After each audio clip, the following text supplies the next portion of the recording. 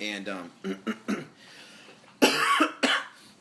I think about as a New Covenant Christians, my perspective oftentimes is to overlook stuff like this, whether it be how I do business or whether it even be how I approach the Lord. And interestingly enough, it's not something that was completely overlooked by Jesus or ignored by Jesus or in the New Covenant.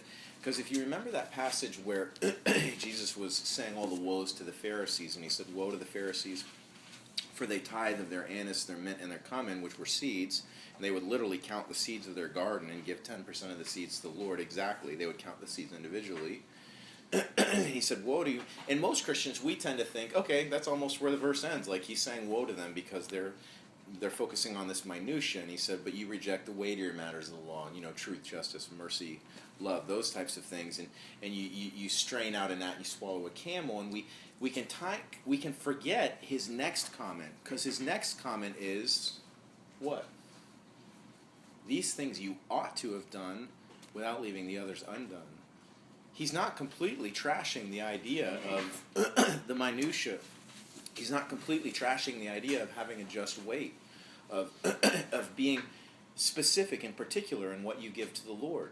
I think sometimes we as New Testament believers, New Covenant believers, we can tend to just completely overlook that because it's the minor thing and we're focusing on the big things, and that's good. However, that being said, it's oftentimes in the minor things, in that illustration in particular, the big things are really focusing on people, like truth, justice, and love towards people is kind of the idea, where the minor things are kind of aimed at God. And I think that there can be an error when we completely overlook the minor things. So, a false balance is an abomination to the Lord, but a just weight is his delight. When pride comes, then comes shame. But with the humble there is wisdom. When pride comes, then comes shame. Please turn to Isaiah 14. Just a little to the right. Isaiah 14 is the chapter where Satan falls from heaven. It didn't actually happen in Isaiah 14. It's really kind of a vision that Isaiah sees. Thank you.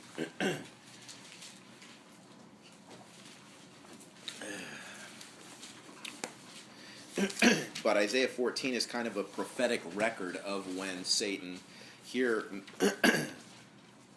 called Lucifer, when he fell from heaven. And the reason I just want to briefly look at this passage, not really so much to focus on the devil, but to focus on pride, because this passage looks very in-depthly at Satan and his fall. It's a very intriguing passage. And for our purposes tonight, I see five aspects of pride that are evidence there in Lucifer's thinking. So, Isaiah 14, verse 12. How you are fallen from heaven, O Lucifer, son of the morning. How you are cut down to the ground, you who weakened the nations. For you have said in your heart, I will ascend into heaven. I will exalt my throne above the stars of God. I will also sit on the mount of the congregation, on the farthest sides of the north. I will ascend above the heights of the clouds. I will be like the Most High. Yet you shall be brought low down. You shall be brought down to Sheol, to the lowest depths of the pit. And then it goes on, and if I can have your attention, you can read it later. I highly recommend that you do, and you meditate on this. But I see here five manifestations of pride. Firstly, there in verse 13a, it says, for you have said in your heart. Now he's saying in his heart, but you have said in your heart. And the first manifestation of pride is probably the most obvious one, and that is boasting about yourself, boasting of yourself, talking big about yourself. The second manifestation, I'm not going to spend a lot of time on all of these, particularly the more obvious ones that we tend to focus on.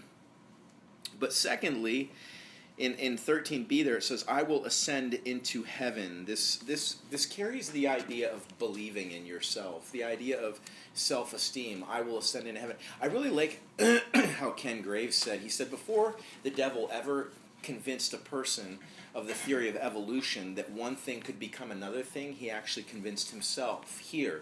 At his fall, he had convinced himself that he could become something other than what he is, that he could become God, that he could replace God. It's an intriguing idea that he conveys there, but this idea of believing in yourself. Excuse me. I think we'll probably spend the most time, not in the chapter, but just on this idea here on this point, because I just want to drive something home. Because for the last 40 or 50 years, our culture has been drinking a poison, and the poison is called self-esteem. And it's been hardlined on our culture, so much so that mainline Christian ministries, and in particular, I'll even just say it, Focus on the Family, which Alicia and I love. If you look over there, you can see we have a DVD set from Focus on the Family. I love Focus on the Family. That being said, though, it's not a lung issue. I think I inhaled some coffee. Sorry. It's actually not a lung issue. But for about 40 or 50 years, our culture has taken this lie called self-esteem and has been chugging it like crazy. We've been teaching it to our children. We've been indoctrinating people from kindergarten all the way up until college. Believe in yourself. Believe in yourself. Believe in yourself. And quite frankly, it's a gigantic spiritual fraud. Self-esteem is a gigantic spiritual fraud, and even a lot of notable and good Christian ministries and pastors and people who write books have gotten on the bandwagon and have been telling Christians, you need to instill self-esteem in your children. And I get it. I get where they get wrong on that, because I have children. I have 3. And particularly one of them, who I will not mention, is the classic case of the person that you would say, no, you need to believe in yourself. You need to believe in yourself. And it's even tempting at times for me to say it to this child, because this child will be like, no, I can't do that. No, I can't do that. And I'm like, it's a ladder. You can climb the ladder. I know you can climb the ladder. It's not, I've seen you climb things. You can climb bamboo. Like, you guys don't have bamboo in my backyard. I have giant timber bamboo. It has no branches. My children can shimmy up the vertical columns. And the same child that can shimmy up the vertical column will say, I can't climb that ladder. And I'm just like, what? Like, yeah, you can. And at times like that, I get the temptation to be like, just believe in yourself, son or daughter. Just believe in yourself. You can do it. And it's like, it's a mistake. Why is it a mistake? Because I believe fundamentally that self-esteem is one of the main manifestations of pride. And if you're tracking with me, my point is this, is that for decades, culture and Christianity, good Christian ministries, have been telling us to adhere to self-esteem and to teach our children self-esteem. What a poisonous pill we've bought. Under the name of self-esteem, the church, by and large, has been teaching its children to be prideful. Let me read you a secular source, actually, because secular psychology is actually coming around to this understanding that self-esteem is actually not necessarily, and this particular article is scathing. This particular article doesn't say anything about it being not particularly good. It's particularly just says it's all bad. This article is from the New York Times, not exactly, one of those periodicals that is particularly kind or understanding of the Christian faith. So I just want to make that clear. This is from a very reputable secular source, and this is what they have to say. This article is by Lauren Slater, the New York Times, and it's titled "The Trouble with Self-Esteem." I'm not going to read the whole thing. Obviously, I have 4 pages, but I just want to read the main highlights in the first part of it. The article starts out this way. Take this test. 1, on the whole, I am satisfied with myself. 2, at times, I think that I am no good at all. 3, I feel that I have a number of good qualities. 4, I am able to do things as well as most other people. 5, I feel I do not have much to be proud of. 6, I certainly feel useless at times. 7, I feel that I am a person of worth, at least the equal of others. 8, I wish I could have more respect for myself. 9, all in all, I am inclined to feel that I am a failure. 10, I take a positive attitude toward myself. Devised by sociologist Morris Rosenberg, this questionnaire is one of the most widely used self-esteem assessment scales in the United States. If your answers demonstrate solid self-regard, the wisdom of the social sciences predicts that you are well-adjusted, clean, and sober, basically lucid, without criminal record, and with some kind of college cum laude under your high-end belt. If your answers, on the other hand, reveal some inner shame, then it is obvious you were or are a teenage mother, you are prone to social deviance, and if you don't drink, it's because the illicit drugs are bountiful and robust. It has not been much disputed until recently that high self-esteem, defined quite simply as liking yourself a lot, holding a positive opinion of your actions and capacities, is essential to well-being, and that its opposite is responsible for crime and substance abuse and prostitution and murder and rape and even terrorism. Thousands of papers in psychiatric and social science literature suggest this. Papers with names like Characteristics of Abusive Parents, A Look at Self-Esteem, and Low Adolescent Self-Esteem Leads to Multiple Interpersonal Problems.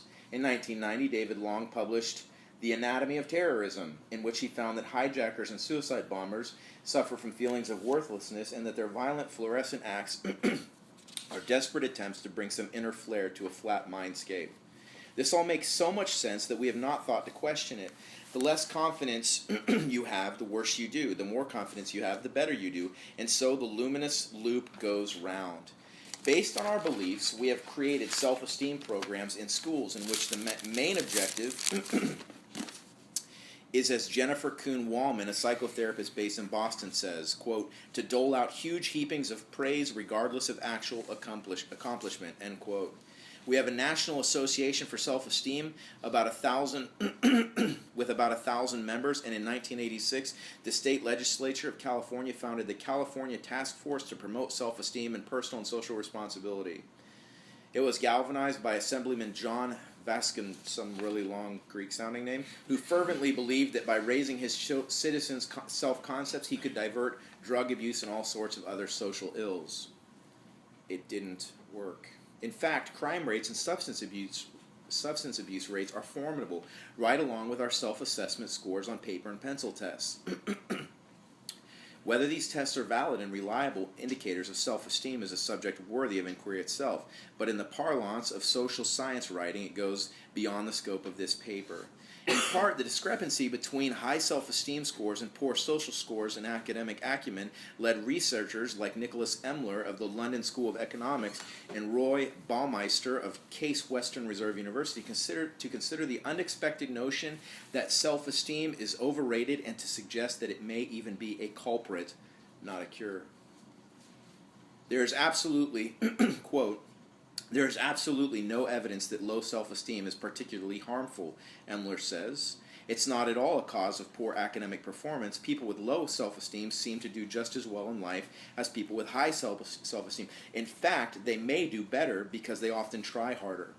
Baumeister takes Emler's findings a bit further, claiming that not only that self-esteem is in most cases a socially benign, if not beneficent condition, but also that its opposite, high self-regard, can maim and even kill. Baumeister conducted a study that found that some people with favorable views of themselves were more likely to administer loud blasts of ear-piercing noise to a subject than those more tepid, timid folks who held back the horn. An earlier experiment found that men with high self-esteem were more willing to put down victims to whom they had administered electric shocks than were their low-level counterparts. Last year alone, there were 3 withering studies of self-esteem released in the United States, all of which had the same central message. People with high self-esteem pose a greater threat to those around them than people with low self-esteem. And feeling bad about yourself is not the cause of our country's biggest, most expensive social problems. The research is original and compelling and lays the groundwork for a new, important kind of narrative about what makes life worth living.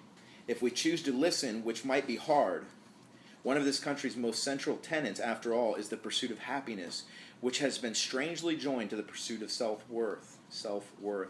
Shifting a paradigm is never easy. More than 2,000 books offering the attainment of self-esteem have been published. Educational programs in schools designed to cultivate self-esteem continue to proliferate, as do rehabilitation programs for substance abusers that focus on cognitive realignment with self-affirming statements like, "Today, I will accept myself for who I am, not who I wish I were." I have seen therapists tell their sociopathic patients to say, "I adore myself" every day, or to post reminder notes on their kitchen cabinets and above their toilet paper dispensers. Self-affirmations set side by side with waste. And the article goes on for a very long time. Why do I share that with you? I share that with you because our culture would teach you and has inundated with the idea that anybody who dissents from such a statement that has been so broadly accepted, like self-esteem is good and we need to teach it to each other, would be in your mind, just because of the way you've been inundated with it, challenged. And you say, well, Pastor Chris, you're just saying this because you're a pastor, and you're kind of relating self-esteem to pride, and so because it's convenient for you or it makes good sermon fodder. But the plain and simple fact of the matter is that even secular sociologists are coming, some of them, the ones who are at least objective, are coming to the realization that self-esteem actually has no benefits. People with, I don't know if you caught that, it's one of the studies that Adam Smouse actually was referencing from his psychology class, the one where these people with high levels of self-esteem were more likely to shock someone they didn't know in another room with what they thought was a large amount of voltage, and they were being fooled. But they would hear the person screaming in the other room. But the thing that pushed it even beyond that, not only were the people with higher self-esteem more likely to administer a near-lethal shock to someone they didn't even know, they would then mock them after they did it. And in case you don't understand psychological jargon, that's very close to one of their definitions of evil. That concept of mocking someone, of pushing past the point of even administering it, but then to shame the person beyond it, falls almost directly in line with one of the fundamental definitions of evil according to psychology. I'm not saying that that's a good definition, because we know biblically that there's a more specific spiritual definition of evil. But what I am saying is this, is that they would even take it so far as to say that people with high self-esteem are more likely to do evil things. That's incredible to me. But we look here and we see it. We see it throughout the Scriptures. We see in the New Testament that Paul says, essentially he says, I don't esteem myself worthy of anything, but I esteem myself your servant for Christ's sake. Paul's estimation of himself was no higher than what he actually was. He was honest with his estimation of himself. And we understand biblically, New Testamentally, that we are not to get on the self-esteem bandwagon. We are not to teach it to our children. We're not to do those things. So how do we get confidence then? How does a person have confidence? Because confidence is actually necessary. Instead of self-confidence, it's a God confidence. What God desires for you to have, the confidence that we see and we appreciate that is magnetic and draws us to people who are used powerfully by the Lord, is actually not self-confidence. And they can look the same. They can look almost exactly the same. I can think of a very, very famous television preacher right now who has perfect hair and perfect teeth, and he's very confident, but it's a self-confidence, and we would all acknowledge that. And then you can look at somebody like Billy Graham, who also, when he stands and preaches, he is incredibly confident, but he is not confident in his own abilities. It is a confidence in God. And so the confidence that is required to face life is a confidence that is derived from God's estimation of you, not from your estimation of you. And so that is a very, very important distinction. So, second manifestation of pride, believing in yourself first, boasting about yourself thirdly. 13c, Isaiah 14:13c, I will exalt my throne above the stars of God, exalting yourself above others. Fourthly, I will also sit on the mount of the congregation. I see in this idea that pride is not just boasting, believing in yourself, exalting yourself, but is also seeking comfort for yourself, or being lazy, coming to a place where you are just pampered and comforted. That's that fourth kind of manifestation of pride. And fifthly, and this is an important one, it says there in verse 14 what Lucifer said, I will ascend above the clouds. I will be like the Most High. Up until probably only about 7 or 8 years ago, I thought that this verse said, I will destroy the Most High and become God. Lucifer didn't say that. Satan didn't say that. He said, I will be like the Most High. I will be like the Most High. Interesting. This fifth manifestation of self-esteem is living for yourself, of pride. Sorry, not self-esteem. This fifth manifestation of pride is living for yourself. You say, well, what in the world does living for yourself have to do with Lucifer saying, I'm going to be like the Most High? Well, it comes down to a very interesting distinction. I don't know if you noticed, but we actually sang a song tonight that said, I want to be like you. We actually sang a song tonight that said, God, I want to be like you. And the Bible tells us that one of the things God is doing in us is He is making us more Christ-like. And it's one of those things that we desire as Christians, to be like God. Interesting, very interesting, that's the very same thing that the devil said, I will be like the Most High. What's the difference? It's not in the wording. What's the difference? The devil wanted to be like God so that he could have God's glory, so that he could have God's power, that he could have God's praise, so that people would worship him, and his pride, his lust for more, it could be fulfilled. He wanted to be like God for himself, living for himself. Christian, be very careful. Churches throughout the world are full of people who genuinely want to be like God, but their reason is not to bring him glory and to be a useful tool. Their reason is to get the glory. There are pastors, there are people pursuing pastorships, there are worship leaders, people who want to be worship leaders. I want to be up on the stage. If people only knew how well I could sing. And God sees in that person's heart the same exact sin that was in the devil's heart. I want to be like you because I want your glory. I want people to worship me when I'm on stage playing with my whatever instrument is my voice. Be very careful, because this is an incredible distinction. We are not just splitting hairs here.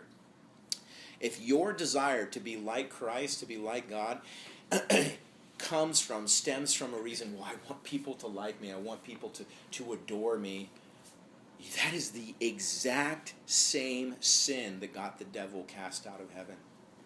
To be like God so that you can have his glory, so that you can supplant God, so that people can worship you in his place and adore you. It's the same exact sin. It's incredible. Please turn with me to Genesis chapter 3, because I have a couple more things to say about this idea of pride. Proverbs says there that shame comes after pride. And I just want to make a point, because we have a tendency to link that idea to the one where it says pride goes before destruction.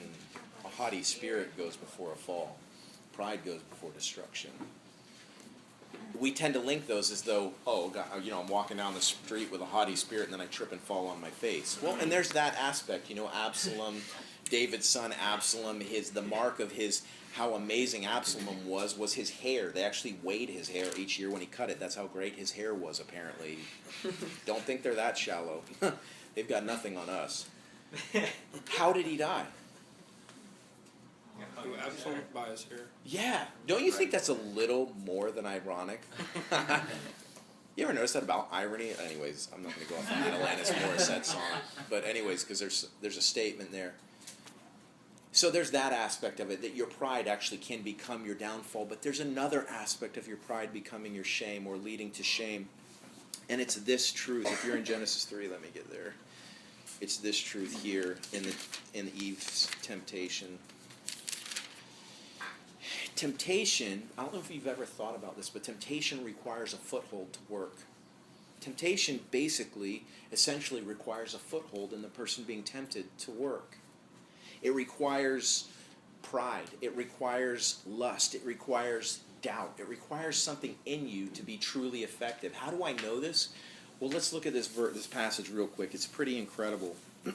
Genesis 3:1 says this, Now the serpent was more cunning than any beast of the field which the Lord God had made. And he said to the woman, Has God indeed said, You shall not eat of every tree of the garden? First comment. And the woman said to the serpent, We may eat of the fruit of the trees of the garden, but of the fruit of the tree which is in the midst of the garden, God has said, You shall not eat of it, nor shall you touch it, lest you die. And the serpent said to the woman, his second statement to the woman, You will not surely die. He's moved away from his first statement was a rhetorical question, and now it's an outright lie. And then his third statement is a half-truth. So a rhetorical question, an outright lie, and then a half-truth. And he has three individual things that he's trying to accomplish with each one of these, and all three of them are completely effective. Third statement, for God knows, this is the half-truth, for God knows that in the day that you eat of it, your eyes will be opened, and you will be like God, knowing good and evil, and that's half the truth.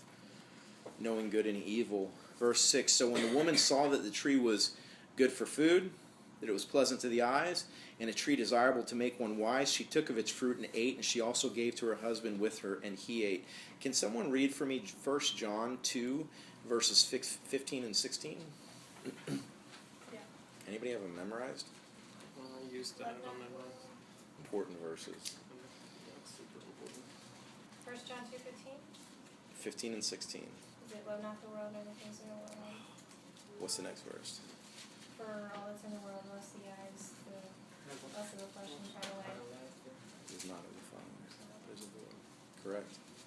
You ever notice that that verse ties in perfectly with this verse? It's incredible. The lust of the flesh, the lust of the eyes, and the pride of life. She looked at the tree. She saw that its fruit was good to eat. Flesh, lust of the flesh. She saw that it was a tree desirable to make one wise, the pride of life. And she saw that and that it was pleasant to the eyes, the lust of the eyes. All those three things tie in perfectly here. So, back to what we're saying, though, here. This is very important. I don't know if you've ever thought about it in this passage, but the devil didn't just start with the temptation. He understands something about temptation.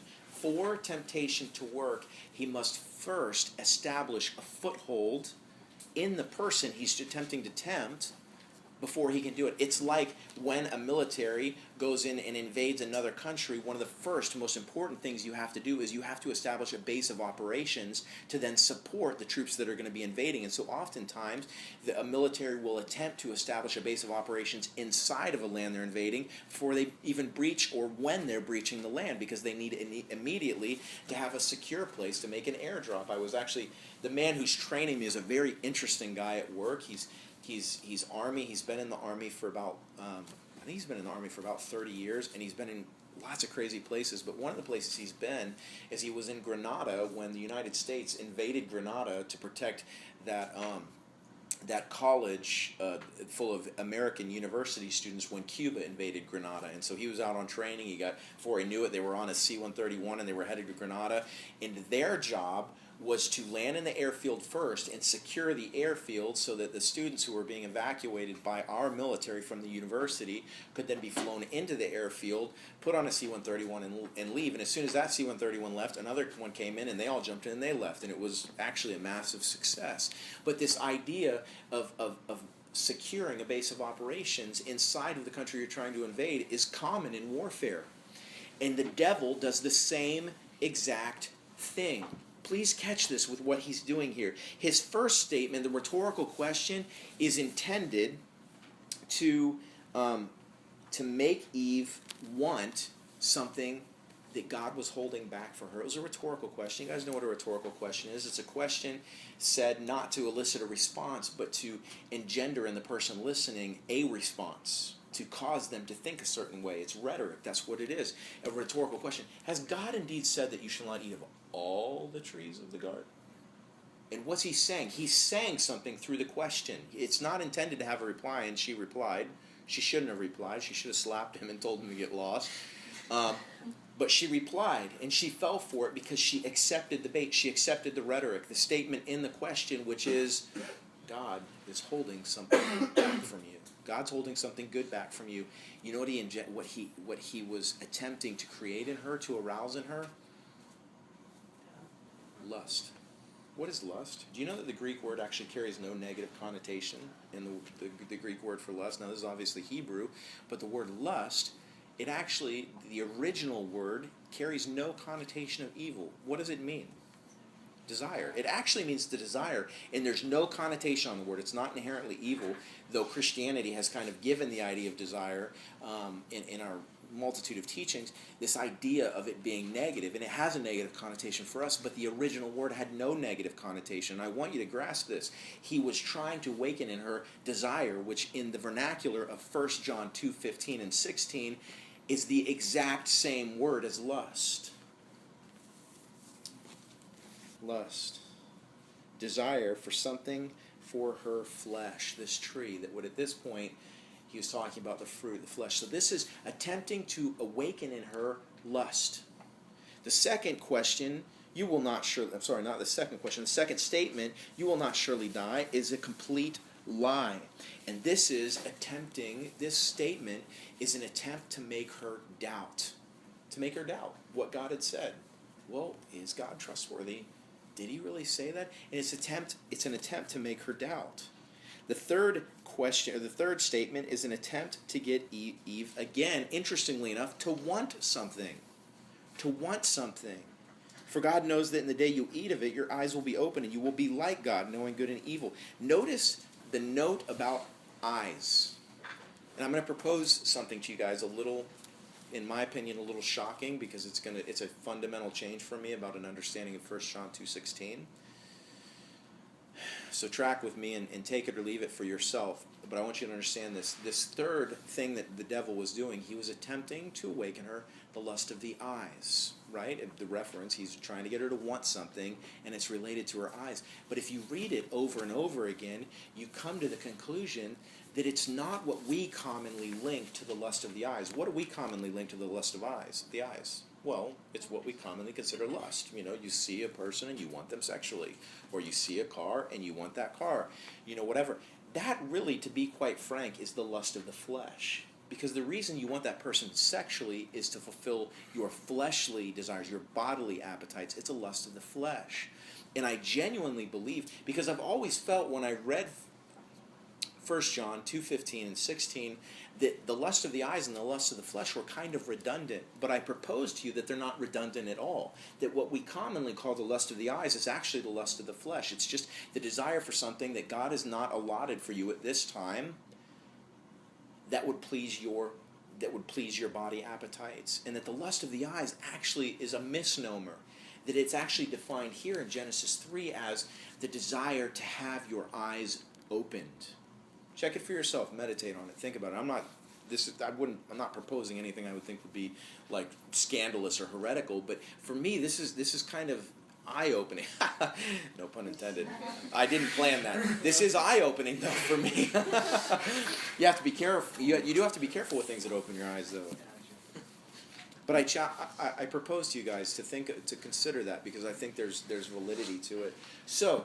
Back to our point, though, 3 things that he's trying to awaken her, essentially 2 things, lust and pride, but desire and pride. Desire, and it's almost better to define it as desire in this circumstance. Desire for something that pleases the flesh, and we see it there when she looks at the tree and she says it's the fruit's good, lust of the flesh, that it's desirable to make one wise, pride of life, and that it's pleasant to the eyes, the lust of the eyes. Interesting. All of that was to say this. There's some interesting stuff in there to consider. But all of that was to say this. Why is it so important for us to eradicate pride in our life? Why is it so important for us to eradicate desire? Quite frankly, desire for things that God has not given us. In His good timing and in His good pleasure, things that He has not given to us. He will withhold no good thing from those who live uprightly. If you don't have it, it's because it wouldn't be good for you, or you're not believing the Lord. There is that other kind of loophole in there that you might not just be believing or trusting Him, and so that you might be missing something because of a lack of faith. But primarily those 2 ideas, all of that, I'm long-winded, I'm sorry, was to say, that to reiterate this idea in Proverbs, and it's this. When pride comes, then comes shame. We have to be wary of pride. We have to be wary of doubt. We have to be wary of desire. Those things, because those things are the base of operations in our heart, in our soul, for the devil to make temptation, for the devil to approach with temptation. Remember, it's after the devil awoken desire, and after he awoken pride, after he'd awoken pride and desire in Eve, that then the temptation took hold. And the temptation, the invasion, was successful. Be wary of pride, because when pride comes, then comes shame. This is a long chapter. The integrity of the upright will guide them, but the perversity of the unfaithful will destroy them. Riches do not profit in the day of wrath, but righteousness delivers from death. The righteousness of the blameless will direct his way aright, but the wicked will fall by his own wickedness. The righteousness of the upright will deliver them, but the unfaithful will be taken by their own lust. Interesting. When a wicked man dies, his expectation will perish, and the hope of the unjust perishes. The righteous is delivered from trouble, and it comes to the wicked instead. The hypocrite with his mouth destroys his neighbor, but through knowledge the righteous will be delivered. I want to make a statement here about this, because it can be troubling to someone who doesn't understand how it works. The righteous is delivered from trouble when it comes to the wicked instead. This is a generalization, okay? This isn't meant as an absolute truth. This is meant, it is absolutely true, and I'm going to explain how it's absolutely true in a moment, but it's basically a generalization about what is observably true, and that is, generally speaking, a righteous person does have less trouble than an unrighteous person. I can think of a lot of unrighteous people that have a ton of trouble because of unrighteousness. And that's generally true. Though in experience, we look at people, and some people, that's not really totally true. Some of the most wonderful people I've ever met, sometimes those people seems to be trouble after trouble after trouble after trouble. And you can read a verse like this and be like, well, how does that get reconciled if this is a truth, if the Bible is true and this is truth? Well, I understand it in this way, and let me make this, this will be obvious to you guys. You guys are all probably pretty well educated. You all understand that if you drop a bowling ball on a feather, they will drop at the same acceleration given one specific circumstance. What is it? A vacuum. Why? Because there's no friction, right? There's no air. And so, absolutely speaking, acceleration always carries a constant. What is it? You guys remember? What's the meters per second squared? 9.8. What's the feet per second? You guys are too young. It's 27.32. Yeah. Oh, Multiply 9 by 6 yeah. by 3. Oh, Mr. Calculus over here. This is so easy. So you guys all understand that, and in an absolute sense, it's true. But in reality, we don't observe it. You don't drop a bowling ball and a feather off the Empire State Building, and they don't reach the ground at the same time, because in our experience, it's not the way it works. There are other factors at work. Does that make sense? Do you understand that it is true? What God is saying here, what the Bible is saying here, is true in an absolute sense. But in our experience, at times you can look at it and be like, the feather and the bowling ball are not dropping at the same rate, okay? They're not dropping at the same acceleration. And that's the way that oftentimes a lot of the Proverbs work. They are true, but in experience, due to external factors, they don't appear true at times. Verse 12, he who is devoid of wisdom despises his neighbor, but a man of understanding holds his peace. This is just practical. This is just practical. I have neighbors, and I have at times, but God has. Yeah, we're going through something right now, like this week. And God has at times, though I can say I don't ever remember reading this verse, I'm sure I have, because I've read the Bible so many times. No, but I'm sure I've read this verse because I know I've read Proverbs before.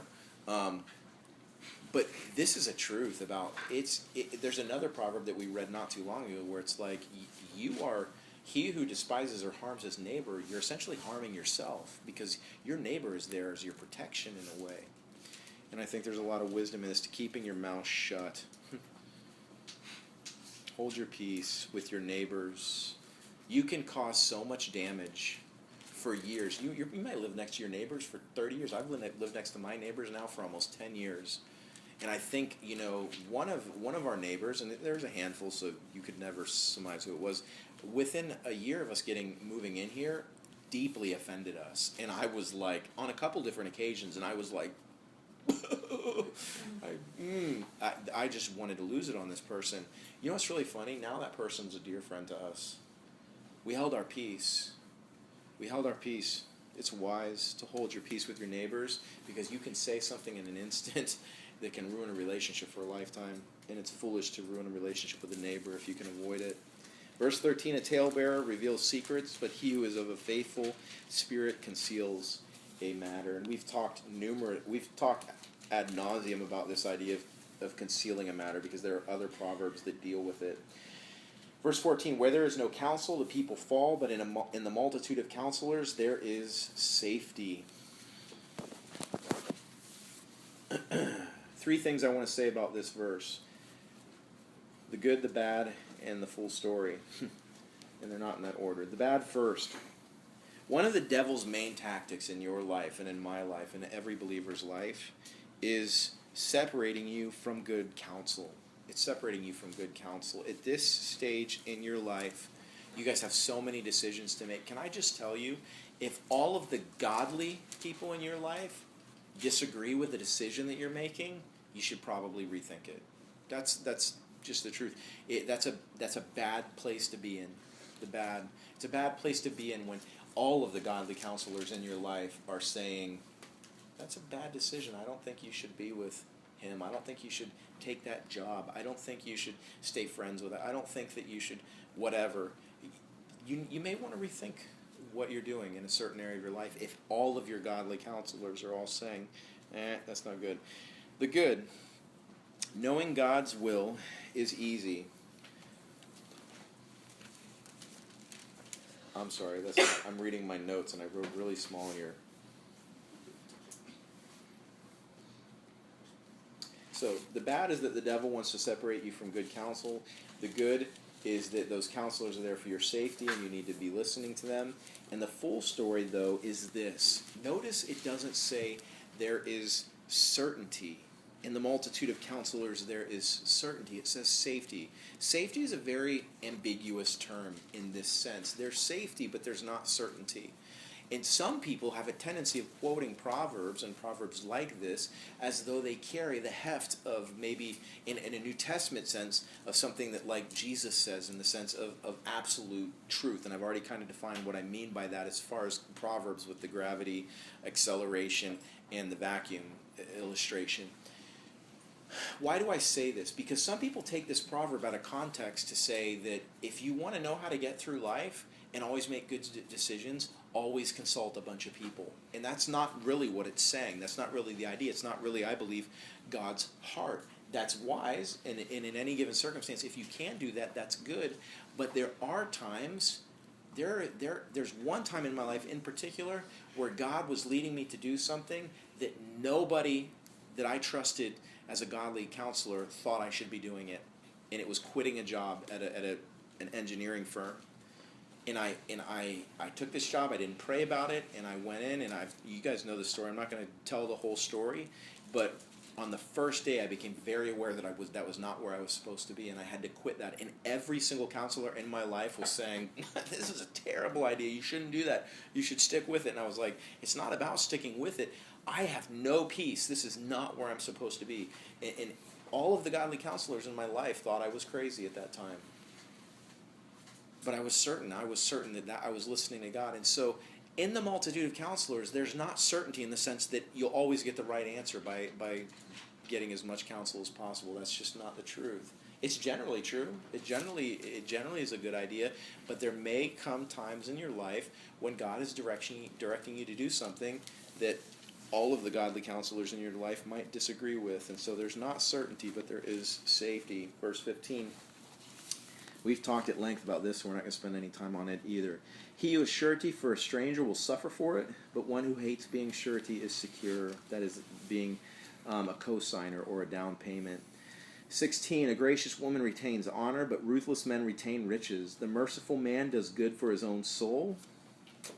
You know, this is the idea that showing mercy to people and forgiving them. It's like that it's sad that it's become a cliche, but that saying that says, forgiveness is like letting a prisoner out only to realize that it was you, or unforgiveness is like drinking poison and expecting the other person to drop dead.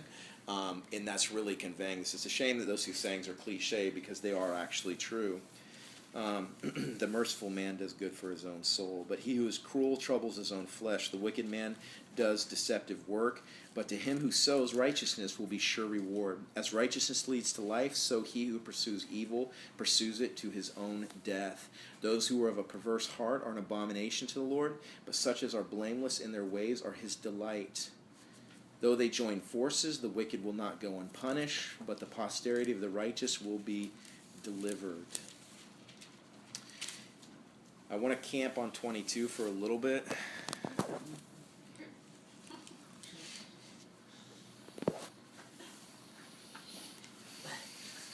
Do it. All right. 10 camping or camping? 15 minutes camping.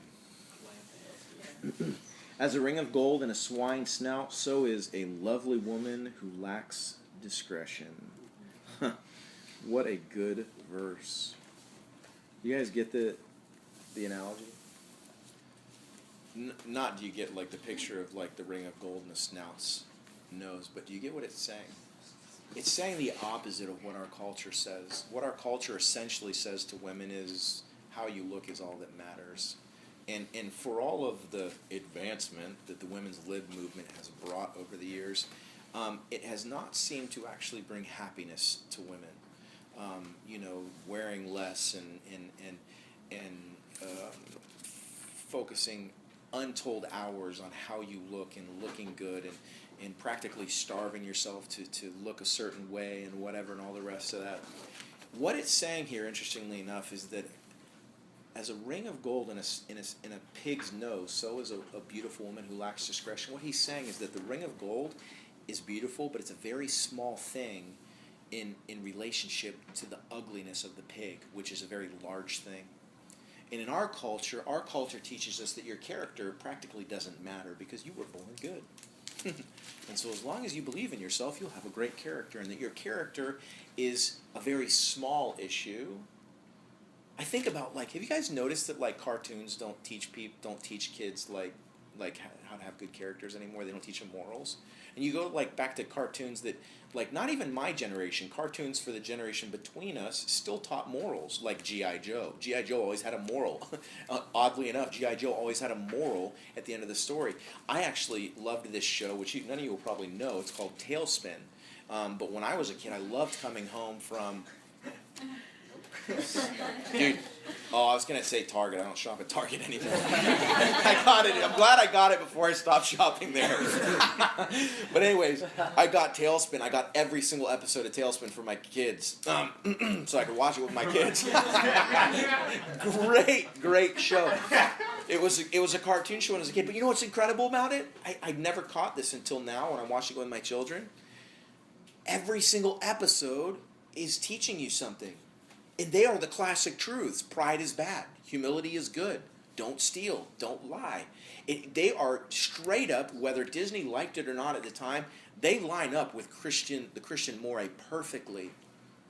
And in the last 15 years, cartoons stopped teaching kids morals. Stopped attempting to. And I'm not saying that's where kids should have got their morals from.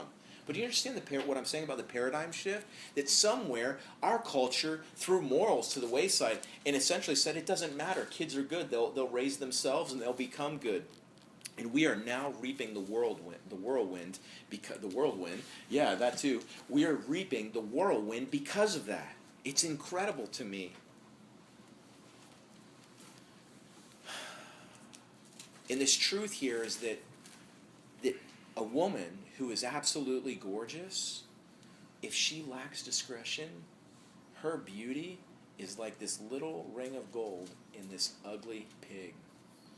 It's incredible to me because our culture tells you ladies that how you look is the most important thing about you. It's incredible. It's very sad. I want to spend a little bit of time in 1 Peter 3 because I want to consider this idea of discretion, and I'm sure you guys know exactly where I'm going with this. But I think 1 Peter 3, verses 1 through 6, are the perfect description of discretion in a woman, of being discreet, which actually, I don't know if you knew this, but there are actually two English definitions of discreet and two spellings. You know, like there are discrete numbers, there's discrete math, which is actually discrete like ETE. And that has to do with the original Latin meaning of the word, which was to separate, which discrete ETE means to separate. But then the shortened version of discretion is actually discrete EET. And that is the classical understanding of what we look at when we look at the word discretion is the EET version of it when it's talking about this. And the reason I say that is because I want to read to you the classic dictionary definition of what discretion is, what it means to be discreet, because I think it's important. So as I already said, it's from the Latin discretus, and it means to separate. And the moral version of it has come to mean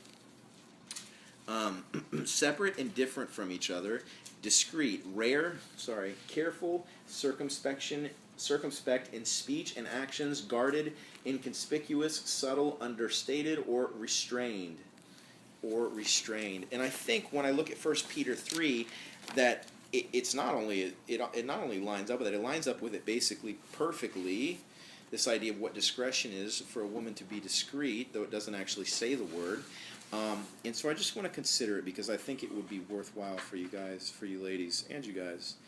1 Peter 3:1 says this, "Likewise, you wives, be submissive to your own husbands, that even if some do not obey the word, they, without a word, may be won by the conduct of their wives. Wives, be submissive." This carries this idea of being restrained.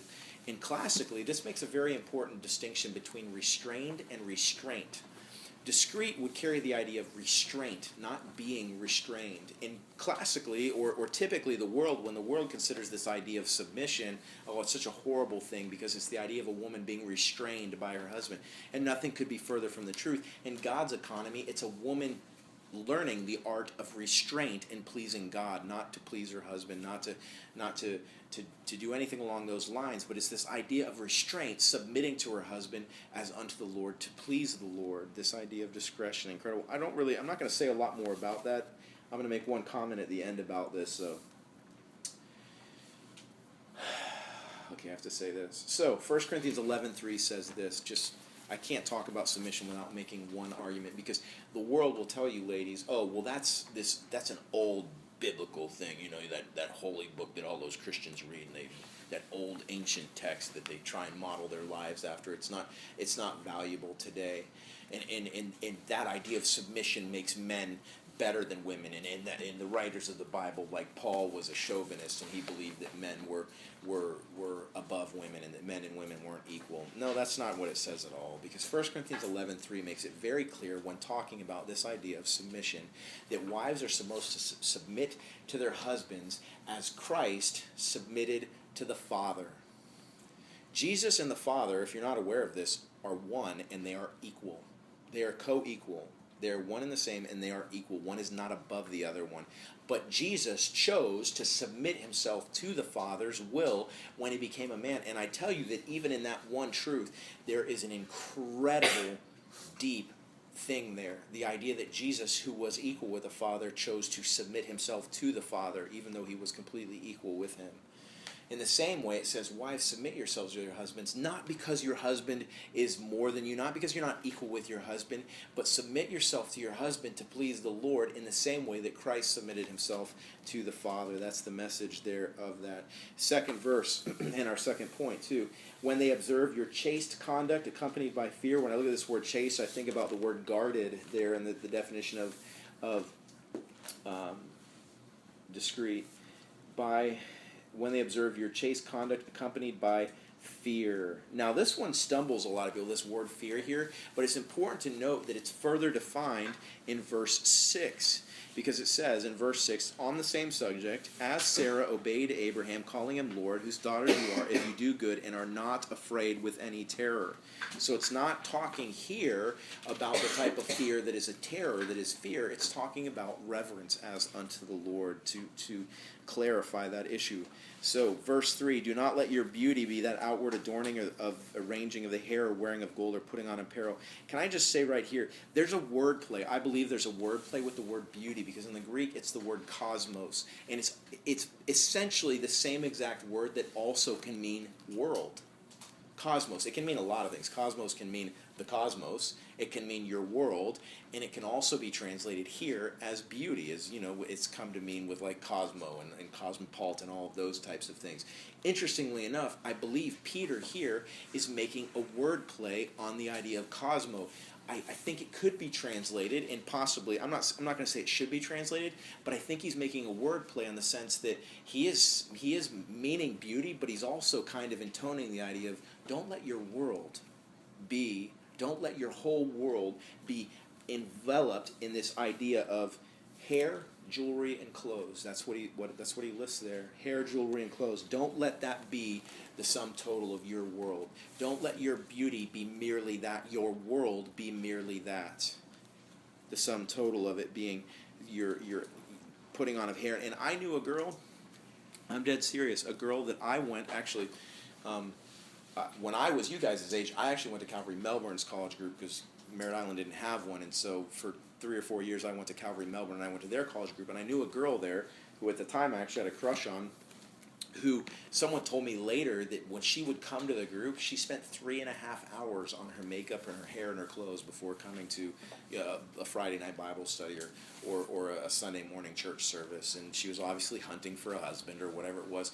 But I'm just here to tell you that's kind of what he's talking about here. Don't let your world, don't let your beauty be just don't be obsessed with your hair, your jewelry, and your clothes. Instead, you should focus on something else.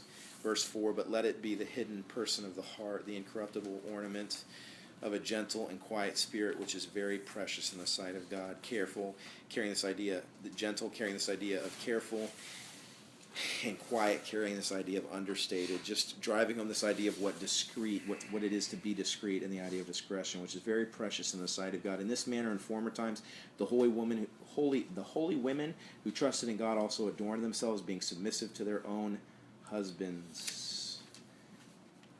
And the idea here is that these holy women, they weren't adorning themselves for their husbands. Firstly, they weren't adorning themselves with, doing up their hair, their clothes, and their jewelry, but they were adorning themselves in their soul with a gentle and quiet spirit, but they weren't even doing it for their husbands. They were doing it for the Lord, and that's a very important distinction you have to understand there. Adorn themselves, being submissive to their own husbands, as Sarah obeyed Abraham, calling him Lord. I love that verse. Whose daughters you are if you do good and are not afraid with any terror. I've said to you guys before, and I am almost done. I've said to you guys before, and I will say it again. This year's actually marks Alicia's and our 10th anniversary. And we have still, to this day, I would tell you that we have an incredible marriage. It's a strength to me. It's a blessing to me. I'm married. I have been married to my best friend for 10 years. I wouldn't change a thing about it. I wouldn't go back. I wouldn't undo it. I don't desire anybody else. I don't want to change anything about my life. I love being married. And why do I share that with you? I'm not sharing that with you to boast. I'm sharing that with you partly because some of you possibly don't believe marriage can be good. Some of you possibly don't believe it, because I know kids that grew up in church that you would never know, and they have come, because I was a youth pastor for 10 years, they've come to Alicia and I, and they've said, you don't know this, and nobody else in church knows this, because they think our parents are happily married, and they're the quintessential Christian couple, and they hate each other, and they are brutal with each other. They're screaming at each other as we're driving into the church parking lot, then they put on a smile, they come into church, and then we get in the car, and we drive away, and they're screaming at each other, and they hate each other, and they can't even stand each other, and they say to us, I don't want to get married. I don't want to get married. It doesn't work. It doesn't. And there are kids, kids even in church, kids in the world, their parents' marriage was terrible, their second marriage was terrible, all of their friends' parents' marriages are terrible, and they all know the gory details. And I'm here to tell you that there is such a thing as an amazing godly marriage, and that it can stand the test of time, and that it can give you strength and beauty and meaning and all kinds of wonderful things that a godly marriage can do, and that it is not only possible, it actually will happen if you do it the right way. And we could talk ad nauseum about that, and that's not why I'm here tonight, but I am here to tell you that Alicia and I are incredibly happily married, and I know quite a few couples who are incredibly happily married. And you might say, well, you don't know the dirty details. Actually, I'm thinking of a couple right now that I do know the dirty details, because 7 years ago they came to me and they told me the dirty details, and now we've counseled with them. I've counseled with them numerous times, and I can tell you the truth that they have a beautiful marriage that they love, and they wouldn't change a thing now, even though their marriage almost fell apart a number of years ago. And so I tell you guys the truth, if you do it right, marriage can be an incredible thing. Why do I say all that? All of that was actually to say this. One of the biggest reasons that we have this amazing marriage, and I don't want to give you the impression that we're perfect, that our marriage is perfect. It's not. We're human beings, and so at least I'm flawed, and so we bring that sort of thing into it. But in honesty, to tell you guys the truth, probably the largest single factor of why our marriage is incredible is because this is a depiction of my wife. This is a depiction of my wife, and most of you who know her would probably not disagree. you would agree. You would say Alicia at least appears to me to have a gentle and quiet spirit, and she doesn't spend too much time on her hair. We all know. I'm just kidding, honey. I had to get that one. She in. doesn't have to. Yeah, exactly. Thank you, JJ. Exactly. But I tell you guys the truth. If you only knew how true this passage was to us, that she submits herself to me in restraint, not restrained. I've never had to like say the word and force her to do it or anything like that, because she doesn't do it unto me. She does it unto the Lord. But I tell you guys the truth. The restraint, the discretion. She is discreet. She does. I don't worry about her going out in public and flirting with other men, or dressing down and showing off too much of herself in a way that dishonors me. And I'm sorry. I'm here to tell you it dishonors me if that had happened. And the world will tell you, ladies, oh no, you can go do that even when you're married. And I'm telling you something. Something in your marriage dies when a woman who is married is indiscreet, and she shows off too much of herself, or she flirts with other men.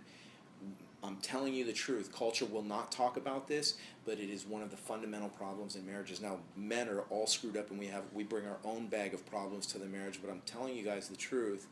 A lot of the reasons that men have checked out of their marriages is because their wives flirt and their wives are indiscreet in ways that they should not be, and they are unsubmissive. And so I share that with you guys. So let's end this Proverbs. I really have almost nothing left to say about the passage. Let's just finish the chapter. Verse 23, the desire of the righteous is only good, but the expectation of the wicked is wrath. There is one who scatters, yet increases more. And there is one who withholds more than is right, but it leads to poverty. The generous soul will be made rich, and he who waters will also be watered himself. The people will curse him who withholds grain, but blessing will be on the head of him who sells it. The generous soul will be made rich. Is your soul empty? It's possible that you're being stingy. Are you dry? It's possible that you're not watering other people, and so you are not being watered. Are you cursed? Not spiritually, but verbally. Are people cursing you? Maybe you're withholding. Verse 27, he who diligently seeks good finds favor, but trouble will come to him who seeks evil. He who trusts in his riches will fall, but the righteous will flourish like foliage. He who troubles his own house will inherit the wind, and the fool will be servant to the wise of heart. The fruit of the righteous is a tree of life, and he who wins souls is wise. If the righteous will be recompensed on the earth, how much more will the wicked and the sinner? If the righteous will be recompensed on the earth. And I want to end with this comment. Some of you, it's possible that someone in here, you actually believe, you've actually begun to doubt that you will ever see the goodness of the Lord in this world. And maybe you, like I was at a certain time after I graduated Bible college, I was very legalistic for a period, and I thought that life for me was only about duty, and doing my duty as unto the Lord, and to sacrifice and to serve, and that there was no beauty in life for me in any of those things. And I had begun to believe that I would not see the goodness of the Lord in the land of the living. And you probably know that I'm beginning to allude to a verse out of Psalm 27 where David said, I would have lost heart unless I had believed that I would see the goodness of the Lord in the land of the living. And there is a truth here in this, that God has good for you here, but there are seasons. There are seasons where he is doing other things. 1 Peter 5 says, now may the God of peace, after he has I'm forgetting that verse. 1 Peter 5:10 says this, but may the God of all grace, who called us in his eternal glory by Christ Jesus, after you have suffered a while, perfect, establish, strengthen, and settle you. I challenge you guys to trust in the Lord, to trust him today. Some of you may be going through a period where it's been a year, it's been months, it's been a couple years, and you really don't feel like you can look back at the last few years of your life and say, yeah, God's been good to me in the last few years of my life. And you're beginning to doubt. You're beginning to say, I don't think I'm going to see the goodness of the Lord in this place. I'm here to tell you that you need to let hope rise in your heart, honestly. You need to trust the Lord again, that he is going to be good to you. He will. He is going to be good to you, but there is a season. There is a season that we go through, and there are all kinds of things we can talk about that. But trust in the Lord. He is good. and He has good things for you, and He has a purpose for that season. So, Father, I thank You for Your word, and I pray for anyone here who maybe is in that position. Lord, I pray that You would give them hope now, that the Holy Spirit would fill them with hope, and that they would believe You, that they would make a choice tonight to believe that they will see Your goodness here on this earth, that their life is not just going to be darkness and pain for the rest of their lives. Father, I pray that You would help them to believe, help them to trust You. In Jesus' name.